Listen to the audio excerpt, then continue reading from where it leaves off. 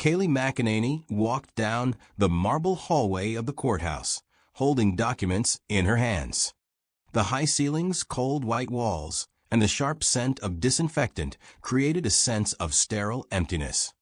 Her black heels echoed dully on the smooth floor as she made her way to the courtroom. Her heart beat heavily in her chest. Today was the decisive meeting for the case she had been working on for almost a year.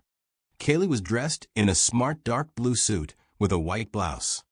A small silver cross hung around her neck, unobtrusive, but an important symbol to her. Her father had given her the cross on the day she received her lawyer's license. It reminded her of the strength she drew from it during tough times. The courtroom was almost empty, except for a few reporters in the back row. The judge was already seated in his place, a thin man with cold gray eyes and thin lips. Judge McLean had a reputation for being tough and uncompromising. There were rumors that he made decisions not always based on the law, but on who paid more. Kaylee sat at the table, carefully spreading the documents in front of her. Her client, an elderly woman named Margaret Johnson, sat beside her, clutching a handkerchief. She had lost her home due to forged documents.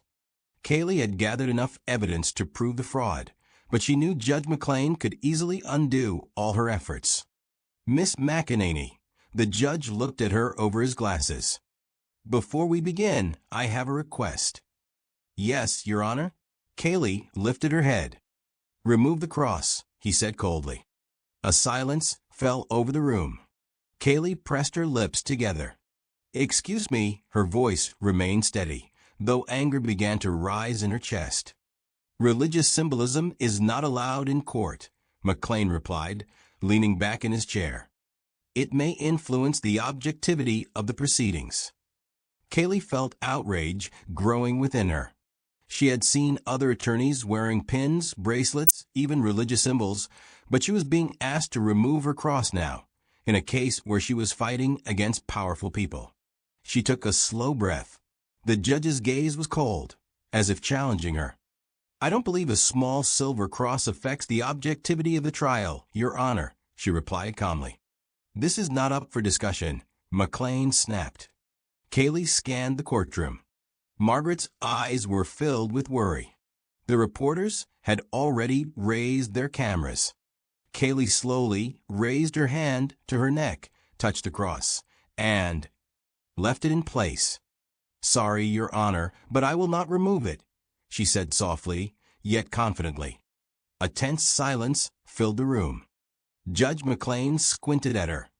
If you refuse to follow my order, there will be consequences. Kaylee met his gaze. I understand that, Your Honor. The judge inhaled deeply, his hands clenched on the table. Then let the hearing begin, he said, his voice as cold as ice. Kaylee tightened her fingers around the pen, feeling the cold metal of the cross beneath her fingers. She knew the fight had just begun. Kaylee sat in the small waiting room of the courthouse, clutching the silver cross on a thin chain in her hands. Her fingers trembled slightly, but she forced herself to breathe evenly. The fluorescent light cast a cold atmosphere that sent a shiver down her spine. On the dark gray walls hung sterile paintings, abstract strokes that evoked no emotion other than indifference. The door to the judge's office suddenly swung open, and the secretary appeared in the doorway, dressed in a sharp black suit. Ms. McEnany, you may come in. Kaylee lifted her head, took a deep breath, and entered the spacious courtroom. Judge Thomas Gray sat behind a tall dark desk, his thin face showing no emotion. Strands of gray hair were neatly combed back, and his ice blue eyes scrutinized her figure. Sit down, Ms. McEnany, he said curtly, pointing to a chair in front of him. Kaylee sat, placing her hands on her knees. She felt the cross on her neck lightly touch her skin, a small reminder of the strength she carried within. Ms. McEnany, the judge began, pressing his lips together. A complaint has been filed against you for wearing religious symbolism while working in a public institution. This is, of course, a violation of the neutrality rules set forth in our legislation. Kaylee tilted her head slightly. With all due respect, Your Honor, I work in the Department of Social Services. I am not promoting my views. I simply wear the cross because it has personal meaning for me. Judge Thomas raised his eyebrows. Regardless of your intentions, religious symbols can be perceived as bias in carrying out state duties. I propose a simple solution: remove the cross while working. Kaylee touched the small pendant with her fingers. Her heart pounded, but her voice remained steady. Your Honor, would you make a Muslim woman remove her hijab? Or an Orthodox Jew his kippah? The judge's eyes narrowed. These are different circumstances. How exactly? Kaylee leaned forward, her gaze soft but persistent. It's a matter of faith, and my faith is as much a part of me as it is for others. The judge sharply placed his hands on the table. This is not a discussion. I will make my decision tomorrow. I recommend you think this through carefully. Kaylee slowly stood up, thanked the judge, and left the courtroom. In the hallway, she stopped for a moment, pressing her hand to her chest where the cross lay. Outside, Sarah, her colleague and friend, was waiting for her, immediately rushing to her side. How did it go? Sarah asked, concerned. He wants me to take off the cross. Sarah sighed. What are you going to do? Kaylee gazed out at the light beyond the tall courthouse windows. Raindrops slowly ran down the glass. I won't take it off, she said quietly. But I'm not going to argue.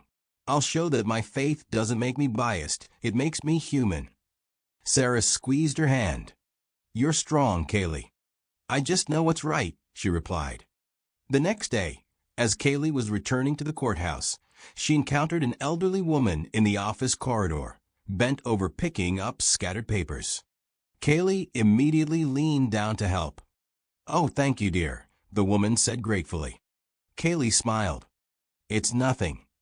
At that moment, Judge Thomas stepped out of his office and saw Kaylee helping the woman. A look of surprise flashed across his face. Ms. McEnany, he nodded at her, motioning for her to enter his office. Kaylee squeezed the cross once more and walked inside, ready to stand her ground, calmly and with dignity. Judge Thomas sat behind his desk, carefully reviewing some documents when Kaylee entered the office. He lifted his gaze, and his ice-blue eyes lingered on the silver cross around Kaylee's neck for a moment. His face remained impassive, but there was a palpable tension in the air. Sit down, Ms. McEnany, he said curtly. Kaylee sat down, placing her hands on her knees. She tried to hide her nervousness, but her heart was pounding so hard that she feared the judge might hear it. Thomas set the documents aside and interlaced his fingers on the desk. I have been thinking about this situation for a long time, he began. Your case is not an easy one. Kaylee nodded quietly. I acknowledge that your faith means a great deal to you, Thomas continued, staring into her eyes. But at the same time, I must uphold the principles of neutrality in government institutions. Kaylee tightened her fingers. Your Honor, she said softly but firmly. Neutrality means respect for all beliefs, not banning their existence. Judge Thomas tilted his head slightly. Your words have made me think, he said. Are you suggesting that wearing the cross doesn't affect your work? No, Kaylee replied. My cross doesn't make me biased. It reminds me of kindness, tolerance, and helping others, exactly the values I try to embody in my work. The judge thoughtfully rubbed his chin. I saw you help that woman in the corridor today, he said. It was natural, without hesitation. Kaylee smiled slightly. Because it's the right thing to do. My faith teaches me to do what's right. Thomas fell silent for a few seconds. Then he opened a document in front of him and picked up a pen. Ms. McEnany, he began, leaning forward slightly, I have decided that you may wear your cross while at work. Kaylee looked up in surprise. Really? but on the condition that it does not affect your impartiality in carrying out your duties," he added, offering a restrained smile. Kaylee felt a wave of relief wash over her. She touched the cross with her fingers, feeling the warmth of the metal. "Thank you, Your Honor," she said with sincere gratitude. Thomas set the pen aside. "You've taught me a valuable lesson, Ms. McEnany. True neutrality is about accepting diversity, not eradicating it." Kaylee stood up. "I'm glad you understand." She turned toward the door, but Thomas stopped her. "One more thing, Ms. McEnany." Kaylee looked back. "Continue being yourself. That is your strength." She smiled and left the office, feeling peace settle in her heart. It was a small victory, but it meant everything. Sarah was waiting for her in the hallway, anxiously looking at Kaylee's expression. "Well?" she asked impatiently. Kaylee smiled. "We won." Sarah exhaled in relief and hugged her. "I told you you're strong." Kaylee touched the cross around her neck, feeling the warmth fill her chest. "True strength is being yourself," she whispered. Kaylee was on her way home when her phone vibrated in her pocket. She took it out and saw a message from an unknown number. "Congratulations on your victory. But be careful, not everyone will like your decision." Kaylee stopped in the middle of the sidewalk, feeling her heart suddenly start pounding faster. She looked around, but the street was quiet.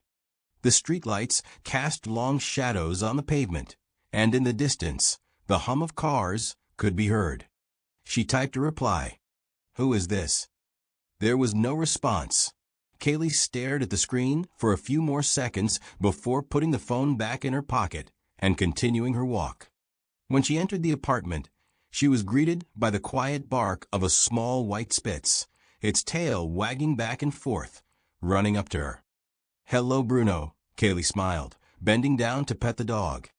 She took off her coat, walked into the kitchen, and poured herself a glass of water. The strange message still lingered in her thoughts. Who could have sent it? And how did this person know about the judge's decision? Suddenly, her phone vibrated again. A new message. "Faith gives strength, but strength attracts enemies." Kaylee froze in place. She felt a chill run down her spine. She quickly dialed Sarah's number. Her friend picked up almost immediately. "Kaylee?" Something happened. I'm getting strange messages," she said quietly. "Someone knows about the judge's decision." "What exactly are they saying?" Kaylee read the messages aloud. A tense silence hung on the line. "This doesn't sound like a coincidence," Sarah finally said. "Maybe it's someone from the court? Or journalists?" "I don't know." Kaylee glanced over her shoulder at the closed apartment door. She suddenly felt very vulnerable. "But I don't like it. You need to tell someone about this." "Who? The police? They'll just laugh at me." "Then tell Judge Thomas," Sarah insisted. Kaylee hesitated. She had already seen how seriously Thomas took her case.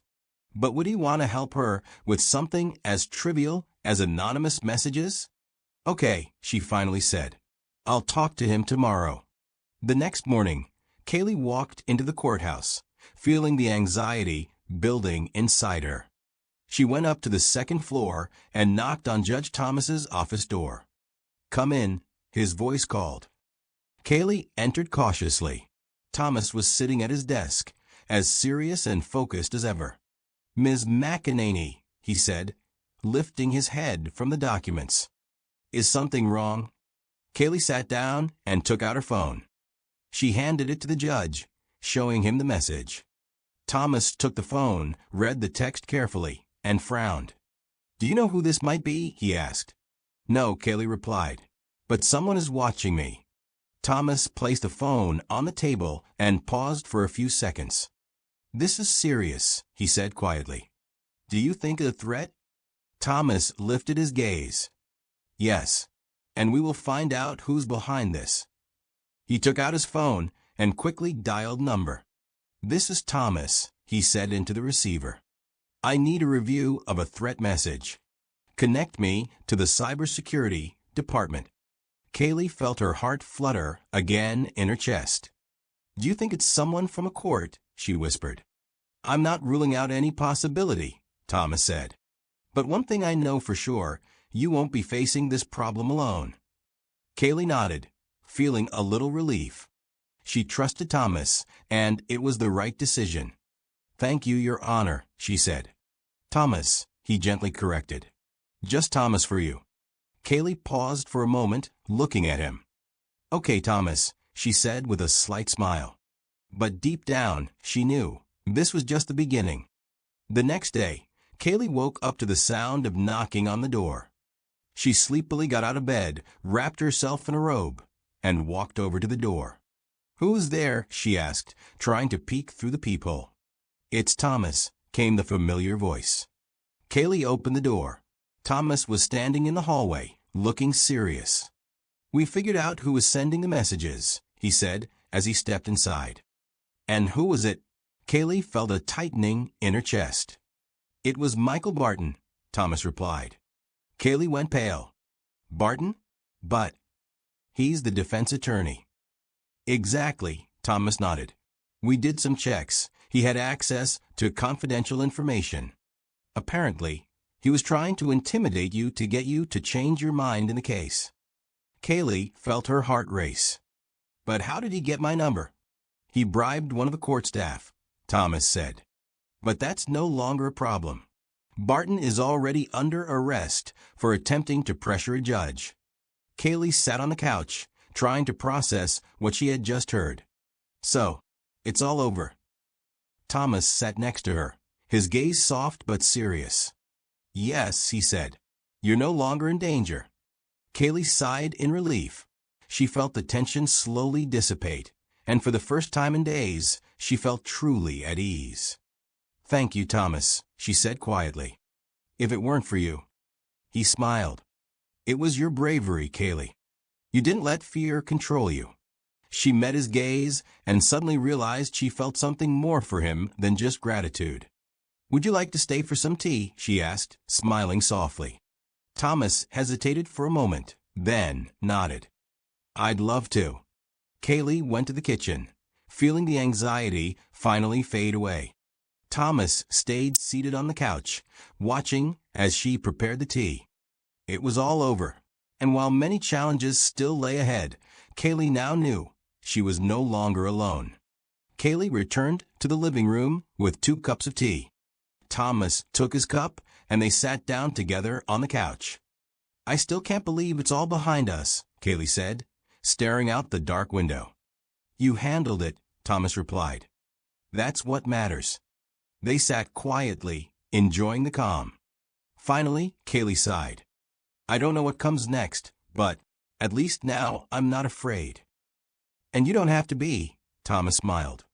If anything happens, I'll always be here. Kaylee looked at him and smiled back. She wanted to believe that after all the worries and fears, a new chapter had finally begun, peaceful, bright, and full of hope. That evening, she fell asleep for the first time in a long while, without any troubling thoughts. And outside the window, the dawn gradually broke. The new day brought not just light, but the start of a new chapter in her life.